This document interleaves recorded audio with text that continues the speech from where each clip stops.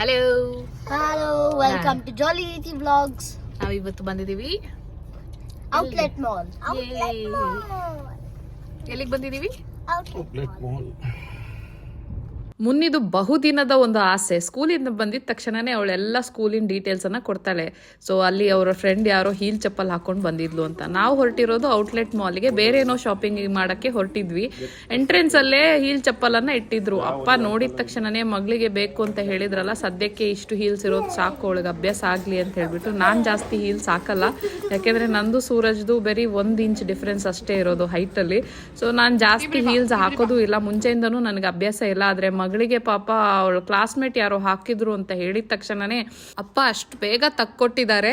ಮುನ್ನಿನೂ ಖುಷಿ ತುಂಬಾನೇ, ಅವಳಿಗೆ ತಡೆಯೋಕ್ಕೆ ಆಗ್ತಾ ಇರಲಿಲ್ಲ. ಸೊ ಜಾಸ್ತಿ ಏನು ಹೀಲ್ಸ್ ತಕ್ಕೊಟ್ಟಿಲ್ಲ, ಬ್ಲಾಕ್ ಹೀಲ್ಸ್. ಅವಳಿಗೆ ಅಭ್ಯಾಸ ಆಗಲಿ ಅಂತ ಹೇಳೋ ಕಾರಣಕ್ಕೆ ಇವಾಗ ಅಪ್ಪ ಆಲ್ರೆಡಿ ತೆಗೆದುಕೊಟ್ಟಿದ್ದಾರೆ. ಜಾಸ್ತಿ ರೇಟು ಇರಲಿಲ್ಲ ಅದು, ಸೊ ಬಜೆಟಲ್ಲಿ ಇತ್ತು. ಗಂಡು ಮಕ್ಳಿಗೆ ಇಲ್ಲ ಅಂತ ಹೇಳಿದ್ರು ಶಾಪಿಂಗಲ್ಲಿ ಅಷ್ಟೇನು ನಮಗೆ ಎಂಜಾಯ್ ಮಾಡೋಕ್ಕಾಗಲ್ಲ. ಏನೋ ಒಂದು ಶೂಸು, ಒಂದು ಶಾರ್ಟ್ಸು, ಒಂದು ಪ್ಯಾಂಟು, ಒಂದು ಟೀ ಶರ್ಟ್ ತೆಗೆದ್ರೆ ಆಯಿತು, ಅವ್ರಿಗೆ ಇನ್ನು ಜಾಸ್ತಿ ಏನೂ ಇರಲ್ಲ. ಆದರೆ ಹುಡುಗಿಯರಿಗೆ ಆ ಥರ ಅಲ್ಲ, ಅವ್ರಿಗೆ ಆಕ್ಸೆಸರಿ ಶಾಪಿಂಗೇ ಬೇರೆ ಥರ ಇರುತ್ತೆ. ಅದರಲ್ಲಿ ಚಪ್ಪಲಲ್ಲಿ ಬೇರೆ ಬೇರೆ ಥರದ ಹೀಲ್ಸು, ಅದು ಇದು ಎಲ್ಲ. ಅಷ್ಟು ಬೇಗ ಮಗಳು ಹೋಗ್ಬಿಟ್ಟು ಅಪ್ಪನಿಗೆ ನಾನು ಇದು ಹಾಕ್ಕೊಳ್ಳ ಇವಾಗ್ಲೇನೆ ಅಂತ ಹೇಳಿದ್ರು. ಅದು ಆ್ಯಕ್ಚುಲಿ ಬಟ್ಟೆಗೆ ಮ್ಯಾಚ್ ಆಗ್ತಾ ಇರಲಿಲ್ಲ, ಆದ್ರೂ ಅಪ್ಪ ಅಷ್ಟು ಬೇಗ ಹಾಕ್ಕೊಟ್ಬಿಟ್ರು. ಸೊ ಹಳೆ ಶೂಸ್ ಅನ್ನ ಪ್ಯಾಕ್ ಮಾಡಿಬಿಟ್ಟು ನನ್ನ ಬ್ಯಾಗ್ ಒಳಗೆ ಹಾಕ್ಬಿಟ್ಟಿದ್ದಾರೆ.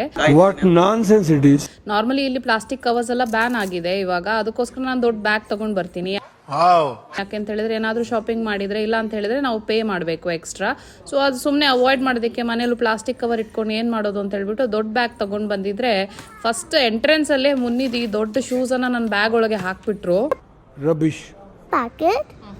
Oh, where's the packet? ಡುಂಪಾ ಅಪ್ಪ ಡುಂಪಾ ಡುಂಪಾ. Walk in style.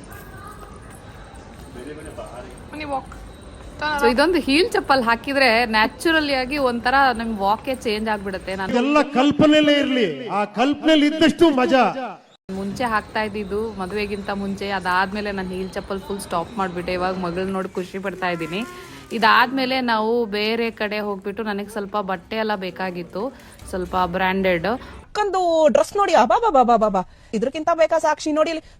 ಅದಕ್ಕೋಸ್ಕರ ಅಲ್ಲಿ ನಾವು ಒಂದು ಶೋರೂಮ್ಗೆ ಹೋಗ್ಬಿಟ್ಟು ಅಲ್ಲಿ ತಗೊಳ್ತಾ ಇದ್ವಿ. ಏಕಾಗ್ರನಿಗೆ ಸ್ಕೂಲಿಗೆ ಇನ್ನೊಂದು ಶೂಸು ಸಹ ಬೇಕಾಗಿತ್ತು, ಅದನ್ನೂ ನೋಡ್ತಾ ಇದ್ವಿ. ಬಟ್ ಎಲ್ಲ ತುಂಬಾನೇ ಜಾಸ್ತಿ ಇತ್ತು. ಆದರೆ ನಮ್ಗೆ ಬೇಕಾಗಿರೋ ಸ್ಟೈಲ್ ಅವ್ನ ಸ್ಟೈಲಲ್ಲಿ ಸಿಕ್ಕಿಲ್ಲ. ಮುನ್ನಿಗೆ ಸುಸ್ತಾಗ್ಬಿಟ್ಟಿದೆ. ಅವಳ್ದಂತೂ ಆಯ್ತಲ್ವಾ, ಇವಾಗ ಆರಾಮಾಗಿ ಅಲ್ಲಿ ನಿದ್ದೆ ಹೊಡಿತಾ ಇದ್ದಾಳೆ. ಅಲ್ಲ, ಏನ್ ಸಂಬಂಧ ಏನು ನಂಗೆ ಅರ್ಥ ಆಗ್ಲಿಲ್ವಲ್ಲ. ಅಪ್ಪನಿಗೆ ಜಾಸ್ತಿ ಪೇಷನ್ಸ್ ಇಲ್ಲ ಶಾಪ್ ಮಾಡೋದಿಕ್ಕೆ. ನೋಡಕ್ ಸ್ವಲ್ಪ ಸೈಲೆಂಟ್ ಆಗಿ ಕಾಣಿಸ್ತಾರೆ, ಬಟ್ ಸಖತ್ ಗೋಳಿಕತ್ತಾರೆ ನಮ್ಮನ್ನ. ಸಾಕು ಬಿಡು, ನಾನು ಆನ್ಲೈನ್ ನಲ್ಲಿ ಮಾಡ್ಕೊಳ್ತೀನಿ ಅಂತ ಹೇಳ್ಬಿಟ್ಟು ಇವಾಗ ಬಂದಿದೀವಿ ಊಟ ಮಾಡೋದಿಕ್ಕೆ. ನಾನು ಮುನ್ನಿ ವೇಟ್ ಮಾಡ್ತಿದ್ದೀರಿ. ಯಾರಿಗೆ? ಫುಡ್ಗೆ. ಯಾರು ತಕೊ ಬರ್ತಾರೆ ಫುಡ್? ಬ್ರೋವಿ ಮತ್ತೆ ದಾದಾ. ವೆಜಿಟೇರಿಯನ್ ಇರೋದಿನ ಫುಡ್ ಕೋರ್ಟಿಗೆ ಬಂದರೆ ತುಂಬಾ ಕಷ್ಟ ಇರುತ್ತೆ. ಯಾಕೆ ಅಂತ ಹೇಳಿದ್ರೆ ನಿಮಗೆ ಆಪ್ಷನ್ಸ್ ತುಂಬಾ ಮಿನಿಮಮ್ ಆಗಿರುತ್ತೆ. ನೋಡಿ, ಎಲ್ಲ ಹೆಸರಲ್ಲೂ ನಾನ್ ವೆಜ್ ಅಂತೂ ಇದ್ದೇ ಇದೆ. ಬರ್ಗರ್ ಕಿಂಗ್, ಸಬ್ವೆ ಎಲ್ಲದರಲ್ಲೂ ನಾನ್ ವೆಜ್ ಜಾಸ್ತಿ ಅವರು ಮಾಡೋದು. ಸೊ ಆಪ್ಷನ್ ತುಂಬಾ ಕಡಿಮೆ ಇರುವಂಥ ಒಂದು 2 ಅಷ್ಟೇ ನಮಗೆ ಸಿಕ್ಕಿರುವಂಥದ್ದು ರೆಸ್ಟೋರೆಂಟ್ ಆಪ್ಷನ್ನು. ಸೊ ಇವಾಗ ನೋಡಿ, ಮುನ್ನಿದು ಶೂಸ್ ಹಾಕ್ಕೊಂಡಿರೋ ಬ್ಯಾಗ್ ಫುಲ್ ಆಗಿಬಿಟ್ಟಿದೆ ನನಗೆ. ತೃಪ್ತಿ ಪಟ್ಕೊಳ್ಳಿ ನಡೀರಿ. ಆಮೇಲೆ ನಾನು ಸ್ವಲ್ಪ ಬಟ್ಟೆ ಶಾಪಿಂಗ್ ಮಾಡ್ಕೊಂಡಿದ್ದೀನಿ, ಅದು ಫುಲ್ ಆಗಿ. ಇವಾಗ ಅಪ್ಪ ಹೋಗಿ ಕೂತ್ಬಿಟ್ರು ಒಂದು ಜಾಗದಲ್ಲಿ, ನಾನು ಇನ್ನೊಂದು ಜಾಗದಲ್ಲಿ ಕೂತಿದ್ದೆ. ಅವರೆಲ್ಲಿ ಕೂತ್ಕೊಂತಾರೆ, ನಾವು ಅಲ್ಲಿಗೆ ಶಿಫ್ಟ್ ಆದ್ವಿ. ಇವಾಗ ಮಕ್ಕಳಿಗೆ ಹೇಳಿದೆ, ನನ್ನ ಹತ್ರ ಇಷ್ಟು ಚೇಂಜ್ ಇದೆ, ಈ ಚೇಂಜಲ್ಲಿ ನಿಮ್ಗೆ ಏನಾದರೂ ಸಿಕ್ಕಿದ್ರೆ ವೆಜಿಟೇರಿಯನ್ನು ಅದನ್ನು ತಗೊಂಡು ಬನ್ನಿ ಅಂತ ಹೇಳ್ಬಿಟ್ಟು ಎಲ್ಲ ಶಾಪಿಗೆ ಹೋಗಿ ಕೇಳ್ತಾ ಇದ್ದಾರೆ, ಏನಿದೆ ಅಲ್ಲಿ ಹೇಳ್ಬಿಟ್ಟು ನೋಡ್ತಾ ಇದ್ದಾರೆ. ಅಪ್ಪ ಊಟ ತಗೊಂಡು ಬರೋ ಒಳಗೆ ನೀವು ತಗೊಂಡು ಬರಬೇಕು ಅಂತ ಆಲ್ರೆಡಿ ಹೇಳಿದೆ. ಆಮೇಲೆ ಚೇಂಜು ಸಹ ಇಷ್ಟೇ ಇರೋದು ನನ್ನ ಹತ್ರ ಅಂತ ಸಹ ಕ್ಲಿಯರ್ ಆಗಿ ಇದು ನಿಮ್ಮ ಟಾಸ್ಕ್ ಅಂತ ಹೇಳಿದೆ ಅವರಿಗೆ. ಮೀಡಿಯಮ್, ರೆಗ್ಯುಲರ್, ಲಾರ್ಜ್ ಎಲ್ಲ ಎಷ್ಟೆಷ್ಟು ದುಡ್ಡಿದೆ ಅಂತ ನೋಡ್ಬಿಟ್ಟು ಓಡ್ಕೊಂಡು ಬರ್ತಾ ಇದ್ದಾರೆ. ಅವ್ರ ಮುಖ ನೋಡಿದ್ರೆ ಸಿಕ್ಕಿಲ್ಲ ಅನ್ಸುತ್ತೆ. ಮತ್ತೆ ಹೋದರು ಇನ್ನೊಂದು ಕಡೆ, ಬೇರೆ ಕಡೆ ಏನಾದರೂ ಸಿಗತ್ತಾ ಅಂತ ಹೇಳ್ಬಿಟ್ಟು. ಎಲ್ಲ ಫುಲ್ ಅವ್ರಿಗೂ ಗೊತ್ತಿರಲಿ ಎಷ್ಟು ದುಡ್ಡಿಗೆ ಎಷ್ಟು ಸಿಗುತ್ತೆ ಅಂತ ಹೇಳ್ಬಿಟ್ಟು, ಎಷ್ಟು ದುಡ್ಡಿದ್ರು ಎಷ್ಟು ಕಷ್ಟ ಪಡಬೇಕು ಅಂತ ಅವ್ರಿಗೂ ಆ ಕಷ್ಟ ಗೊತ್ತಿರಲಿ ಅನ್ನೋ ಕಾರಣಕ್ಕೆ ದುಡ್ಡು ಕೊಟ್ಟು ಕಳಿಸಿದ್ದೆ. ಸೊ ನಾಳೆ ಅವರಿಗೆ ಗೊತ್ತಿರಬೇಕು.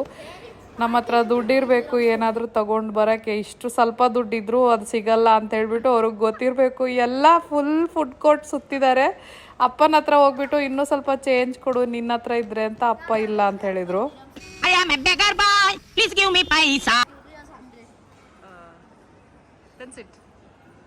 ಫೈನಲಿ ಸೂರಜ್ ಒಂದು ನಾರ್ತ್ ಇಂಡಿಯನ್ ಡಿಶನ್ನು ತೊಗೊಂಡು ಬಂದಿದ್ದಾರೆ. ಚಿತ್ರಾನ್ನ ಟೈಪ್, ಅದರಲ್ಲಿ ಸ್ವಲ್ಪ ಬಟಾಣಿ ಎಲ್ಲ ಹಾಕಿಬಿಟ್ಟು ಅದು ಚೆನ್ನಾಗಿತ್ತು. ಕರಿಯಲ್ಲಿ ಸ್ವಲ್ಪ ಮಸಾಲ ಜಾಸ್ತಿ ಇತ್ತು. ನಮಗೆ ಜಾಸ್ತಿ ಮಸಾಲ ಇರೋದು ಅಷ್ಟು ಇಷ್ಟ ಆಗಲ್ಲ, ಯಾಕೆಂದರೆ ನಾವು ಸ್ವಲ್ಪ ಮಸಾಲ ಕಮ್ಮಿಯಾಗಿ ತಿನ್ನೋದು. ಬಟ್ ಯಾವಾಗಾದರೂ ಒಂದೊಂದು ಸಲ ಓಕೆ, ಡೈಲಿ ತಿನ್ನೋಕ್ಕಾಗಲ್ಲ. ಸೊ ಅದಕ್ಕೋಸ್ಕರ ಇದ್ರ ಜೊತೆ ಇನ್ನೊಂದು ಪಿಜ್ಜಾವನ್ನು ಸಹ ಆರ್ಡರ್ ಮಾಡಿದ್ದಾರೆ ಸೂರಜ್. ಎಲ್ಲರೂ ಶೇರ್ ಮಾಡ್ಕೊಂಡು ತಿಂದರೆ ಅಷ್ಟು ಗೊತ್ತಾಗಲ್ಲ ಅಂತ ಹೇಳಿಬಿಟ್ಟು. ಸೊ ಏಕಾಗ್ರ ಹೇಳ್ದ ನಾನು ತೊಗೊಂಡು ಬರ್ತೀನಿ ಅಂತ ಹೇಳ್ಬಿಟ್ಟು ಅವನ್ನ ಕಳಿಸ್ದೆ. ಸೊ ಅವನು ತೊಗೊಂಡು ಬರ್ತೀನಿ ಅಂತ ಅಲ್ಲೇ ವೆಯ್ಟ್ ಮಾಡ್ತಾ ಇದ್ದಾನೆ. ಅಷ್ಟೊತ್ತಿಗೆ ಇಕ್ಷಾ ಪಾಪ ಅಣ್ಣನಿಗೆ ಹೆಲ್ಪ್ ಬೇಕಾಗ್ಬೋದು ಅಂತ ಅವಳು ಓಡಿದ್ಲು ಬೇಗ. ಅವರವರೇ ಅರ್ಥ ಮಾಡ್ಕೊಂಡು ಆ ಕಡೆ ಈ ಕಡೆ ಹೆಲ್ಪ್ ಮಾಡ್ಕೊಳ್ತಾರೆ. ಸೊ ನಾನು ಹೆಲ್ಪ್ ಮಾಡ್ತೀನಿ ನಿನಗೆ ತೊಗೊಂಡು ಬರೋಕ್ಕೆ ಅಂತ ಹೇಳ್ಬಿಟ್ಟು ಮುನ್ನಿ ಸಹ ಹೋದ್ಲು. ಯಾಕೆ ಕಳಿಸ್ತೀರಾ ಈಗ? ಇವಾಗ ಅಣ್ಣನಿಗೆ ಅಲ್ಲಿ ಕೊಡ್ತಾ ಇದ್ದಾರೆ. ಅಣ್ಣ ಇವಾಗ ನೋಡಿಬಿಟ್ಟು ಇದು ನೋಡೋಣ ಇಬ್ಬರೂ ತೊಗೊಂಡು ಹೋಗ್ಬೇಕಾ ಇಲ್ಲ ನಾನು ಒಬ್ಬನೇ ಮ್ಯಾನೇಜ್ ಮಾಡ್ಕೋಬೋದಾ ಅಂತ ಅಲ್ಲೇನೋ ಮಾತಾಡಿಕೊಂಡು ಅಪ್ಪ ತಂಗಿಗೆ ನಾನೇ ತೊಗೊಂಡು ಬರ್ತೀನಿ ನೀನು ಹೋಗು ಅಂತ ಹೇಳ್ಬಿಟ್ಟು ಅವನು ತೊಗೊಂಡು ಬರ್ತಾ ಇದ್ದಾನೆ. ಸೊ ಇದು ಮ್ಯೂಚುವಲ್ ಅಲ್ವಾ, ಅಣ್ಣ ತಂಗಿ ಇದೇ ರೀತಿಯಲ್ಲಿ ಇರಬೇಕು. ಒಬ್ಬರಿಗೆ ಹೆಲ್ಪ್ ಬೇಕು ಅಂತ ಹೇಳಿದಾಗ ಇನ್ನೊಬ್ಬರು ಹೋಗಬೇಕು. ಸೊ ಯಾವಾಗ ಯಾರಿಗೆ ಮ್ಯಾನೇಜ್ ಮಾಡೋಕ್ಕಾಗಲ್ಲ ಇನ್ನೊಬ್ಬರ ಹೆಲ್ಪ್ ಕೇಳಲೇಬೇಕು. ಸೂರಜ್ ಸಹ ಅದೇ ರೀತಿಯಲ್ಲಿ, ನಾನು ಸಹ ಅದೇ ರೀತಿಯಲ್ಲಿ. ಸೊ ಎಲ್ಲ ಕಲ್ಪನೆಯಲ್ಲೇ ಇರಲಿ. ಮಕ್ಕಳಿಗೂ ಅದೇ ರೀತಿಯಲ್ಲಿ ನಾವು ಕಲಿಸಿದ್ದೀವಿ. ಸೊ ಮ್ಯಾನೇಜ್ ಮಾಡ್ಬೋದು ಅಂತ ಹೇಳಿದಾಗ ಅವನೇ ಇಂಡಿಪೆಂಡೆಂಟ್ ಆಗಿ ಮಾಡಲಿ, ಪರವಾಗಿಲ್ಲ. ಸೊ ಇವಾಗ ಎಲ್ಲನೂ ಶೇರ್ ಮಾಡಿಕೊಂಡು ಇವಾಗ ತಿಂತಾ ಇದ್ದೀವಿ. ಅಪ್ಪ ಎಲ್ಲರಿಗೂ ಒಂದೊಂದು ತುತ್ತು ತಿನ್ನಿಸ್ತಾ ಇದ್ದಾರೆ. ಸೊ ಅವ್ರ ಕೈಯಲ್ಲಿ ತಿಂದರೆ ಒಂಥರ ನಮಗೆಲ್ಲ ಏನೋ ಒಂಥರ ಖುಷಿ. ಆದರೆ ಹೊರಗಡೆ ಬಂದಾಗ ನನಗೆ ಅಷ್ಟು ಕೊಡಲ್ಲ ಅವರು. ವೆರಿ ರೇರ್ ಆಗಿ ಜನ ಜಾಸ್ತಿ ಇಲ್ಲ ಅಂತ ಹೇಳಿದಾಗ ಮಾತ್ರ ಕೊಡ್ತಾರೆ. What nonsense.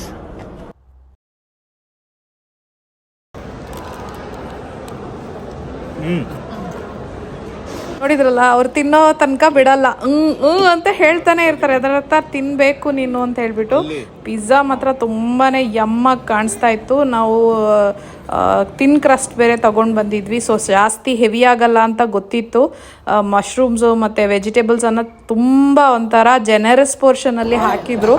ಸೊ ನಾನು ಮುನ್ನಿ ಚೆನ್ನಾಗಿ ತಿಂತಾ ಇದ್ದೀವಿ ಚೇರ್ಸ್ ಮಾಡಿಕೊಂಡು.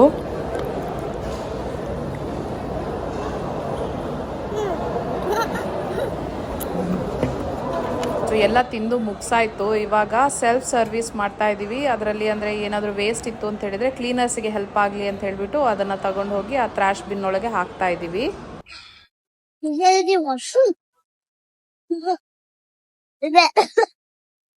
ಫುಲ್ ಹೊಟ್ಟೆ ತುಂಬಿದ್ ಹೋಗಿದ್ಯಾ? ಹೌದಾ? ಏನಾಗ್ತಾ ಇದೆ? ಫುಲ್ ಆಗ್ತಾ ಇದೆಯಾ?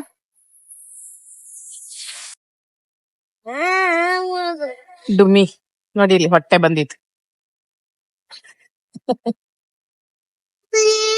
There's no toilet. ಮುನ್ನಿದು ಇನ್ಕಮಿಂಗ್ ಔಟ್ ಗೋಯಿಂಗ್ ಒಂದೇ ಜಾಗದಲ್ಲಿ ಆದರೆ ಈ ಕಡೆ ಏಕಾಗ್ರನಿಗೆ ಫುಲ್ ರ್ಯಾಷಸ್ ಸ್ಟಾರ್ಟ್ ಆಗೋಗಿದೆ. ಯಾಕೆ ಅಂತ ಗೊತ್ತಿಲ್ಲ. ಬಾಡಿಯಲ್ಲಿ ಫುಲ್ಲು ಅವನಿಗೆ ರ್ಯಾಷಸ್ ಒಂಥರ ಗುಳ್ಳೆ ಥರ ಬರೋಕ್ಕೆ ಸ್ಟಾರ್ಟ್ ಆಗಿಬಿಡ್ತು. ಏನೋ ಫುಡ್ ಅಲರ್ಜಿ ಇದೆ ಅಂತ ಅನಿಸುತ್ತೆ. ಸೊ ಮುಂಚೆನೂ ಒಂದ್ಸಲ ಈ ಥರ ಆಗಿತ್ತು, ಆದರೆ ಉಸಿರಾಟಕ್ಕೆ ಕಷ್ಟ ಆದರೆ ಮಾತ್ರ ಈ ಥರ ಪ್ರಾಬ್ಲಮ್ ಆಗೋದು ಅಂತ ಹೇಳಿದರು. ಸೊ ಡಾಕ್ಟ್ರ್ ಹತ್ರ ಹೋಗೋಣ ಅಂತ ಡಿಸೈಡ್ ಮಾಡ್ಕೊಂಡು ಬೇಗ ಮನೆಗೆ ವಾಪಸ್ ಹೊರಟ್ವಿ. ವಾಪಸ್ ಹೊರಡ್ತಾ ಇದ್ಬೇಕಾದ್ರೇ ನಾವು ಅಲ್ಲಿ ಒಂದು ನೋಡಿ ಏನು ನೋಡಿದ್ವಿ ಅಂತ. Munni, I don't have a shopping problem. You all have a problem with my shopping. Thumbs up. ಇವಾಗ ಮಗಂದು ರ್ಯಾಷಸ್ ಆಗಿದ್ದೆ ಖುಷಿ ಸೂರಜ್ಗೆ. ವಾಪಸ್ ಹೋಗೋಣ, ಹಾಸ್ಪಿಟಲ್ಗೆ ಹೋಗಬೇಕು, ಕರ್ಕೊಂಡು ಹೋಗಬೇಕು ಅಂತ ಹೇಳ್ಬಿಟ್ಟು ನೋಡಿ ಇನ್ನೊಂದಿದೆ ಅಲ್ಲಿ. My husband says he will leave me if I don't stop shopping. God, I am going to miss that man. ಅಂದರೆ ನಾನು ಬೇಕಾದರೆ ಗಂಡನ ಬಿಡ್ತೀನಿ, ಆದರೆ ಶಾಪಿಂಗ್ ಮಾತ್ರ ಬಿಡಲ್ಲ ಅಂತ ಹೇಳ್ಬಿಟ್ಟು ಅದರ ಅರ್ಥ. ಇವಾಗ ಮುನ್ನಿ ನನ್ನ ಜೊತೆ ಈ ಥರ ಹೀಲ್ಸ್ ಹಾಕ್ಕೊಂಡು ನಡಿ ಅಂತ ವಾಪಸ್ ಕರ್ಕೊಂಡು ಹೋಗಿ ಮತ್ತೆ ಈ ಥರ ಬಾ ಅಂತ ಹೇಳಿ. ನನಗೆ ಅವಳಷ್ಟು ನುಲಿತಾ ಬರೋಕ್ಕಾಗಲ್ಲ, ಆದ್ರೂ ಪರವಾಗಿಲ್ಲ. ಸೊ ಇವಾಗ ಏಕಾಗ್ರ ನಾನು ವಿಡಿಯೋ ತೆಗಿತೀನಿ ಅಂತ ಹೇಳಿಬಿಟ್ಟು ಅವನು ನಮ್ಮ ವಿಡಿಯೋವನ್ನು ಅವನು ಫೋಕಸ್ ಮಾಡ್ತಾ ಇದ್ದಾನೆ. ಸೂರಜ್ ಬೈತಾ ಇದ್ದಾರೆ ನೋಡಿ, ಏನೇನು ತೆಗಿತಾರೆ. ಟ್ರೈನ್ ಇದೆಯಾ ಇಲ್ವಾ? ಫಸ್ಟ್ ಆಫ್ ಆಲ್ ಮಕ್ಕಳ ಜೊತೆ ವಿಡಿಯೋ ತೆಗಿಸಿ ಅಂತ ಹೇಳಿದರೆ ಅಪ್ಪ ಬೈತಾ ಇದ್ರು, ಬೇಗ ಬನ್ನಿ, ಅವನಿಗೆ ರ್ಯಾಷಸ್ ಆಗಿದೆ, ನಿಮ್ದೇ ಇಲ್ಲಿ ಆಟ ಅಂತ ಹೇಳ್ಬಿಟ್ಟು. ಸೊ ಆ ರ್ಯಾಷಸ್ ಅಷ್ಟು ಸೀರಿಯಸ್ ಇಲ್ಲ ಅಂತ ಗೊತ್ತು, ಯಾಕೆ ಅಂತ ಹೇಳಿದ್ರೆ ಅದು ಮುಂಚೆ ಆಗಿತ್ತು ಅಂತ ಹೇಳಿದ್ದೆ. ಸೊ ಇವಾಗ ಹೋಗಿದ ತಕ್ಷಣವೇ ಅವನ ಹಾಸ್ಪಿಟಲಿಗೆ ಸಹ ಕರ್ಕೊಂಡು ಹೋಗಬೇಕು. ಸೊ ಈಗ ನಮ್ಮ ಪಯಣ ಮನೆ ಕಡೆ.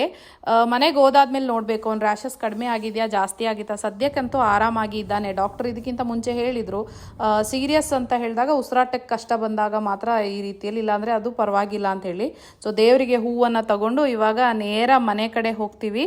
ಅಲ್ಲಿ ಹೋಗಿದ ತಕ್ಷಣವೇ ನೋಡ್ತೀನಿ, ನೋಡಿ ಆ ಗುಳ್ಳೆಗಳು ಇನ್ನೂ ದಪ್ಪ ದಪ್ಪ ಆಗಿವೆ. ಆಮೇಲೆ ಅದು ಕೆರೀತಾ ಇದ್ದಾನೆ ತುಂಬಾ ಕೈಯಲ್ಲಿ.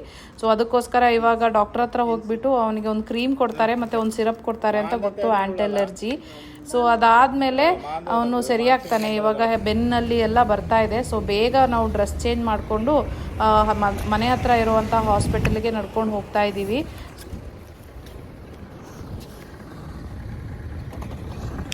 ಸೊ ಯಾವ ಫುಡ್ ಅಂತ ನಮಗೆ ಅದು ಗೆಸ್ ಮಾಡೋದಕ್ಕೆ ಕಷ್ಟ ಆಗುತ್ತೆ, ಯಾಕಂದರೆ ನಾವು ಮಿಕ್ಸ್ ಆಗಿ ತಿಂದಿರುವಂಥದ್ದು. ಸೊ ಇದಕ್ಕಿಂತ ಮುಂಚೆ ಅವನಿಗೆ ಬರ್ಗರ್ ತಿಂದಾಗ ಆಗಿತ್ತು.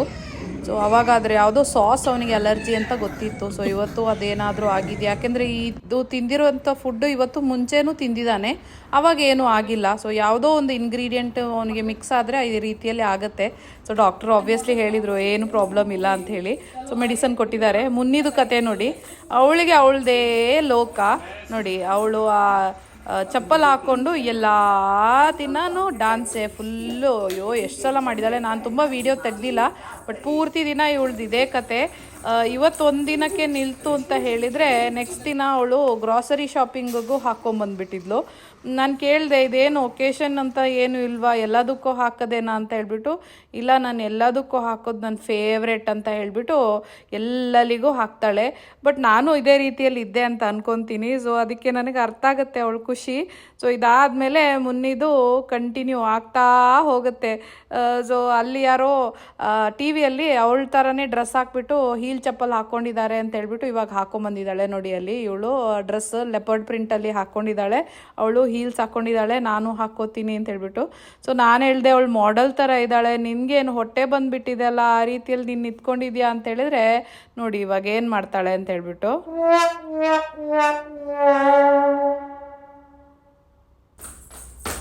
ಸೊ ಇಲ್ಲಿಗೆ ನಮ್ಮ ವ್ಲಾಗನ್ನು ಎಂಡ್ ಮಾಡ್ತಾ ಇದ್ದೀವಿ. Please like, share, comment and subscribe to our channel. And thank you so much for watching. See you in our next vlog. Bye.